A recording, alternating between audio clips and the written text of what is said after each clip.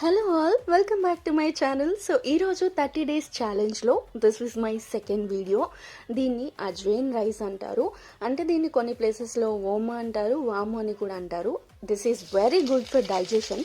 So ఇది చాలా simple. మనం కడాయి పెట్టుకొని ఆయిల్ హీట్ చేసుకొని అందులో ఆవాలు, జీలకర్ర, ఎండుమిర్చి, కరివేపాకు, main ingredient, king ingredient ajwain, ఇది యాడ్ చేసుకొని చక్కగా దీన్ని ఇలా ఫ్రై చేసుకుంటే మంచి ఫ్లేవర్ వస్తుందన్నమాట, స్మెల్. సో దీనిలో మన ఉడికించి పెట్టుకున్న రైస్ ఎంత కావాలో అంత రైస్ని మనం కరెక్ట్ క్వాంటిటీ యాడ్ చేసుకోవాలి అజ్వైన్కి సరిపడా. సో దట్ ఏంటంటే చక్కగా కలిసి మంచి టేస్ట్ వస్తుంది. దీన్ని దేనితోటి తినాల్సిన అవసరం లేదు, డైరెక్ట్గా మనము తినేస్తే చాలా బాగుంటుంది. డైజెషన్కి కూడా మనం చాలా రిలీఫ్ వస్తుందని కూడా చెప్పొచ్చు.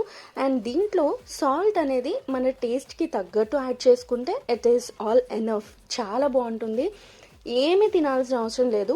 మనకి సరిపడా ఈ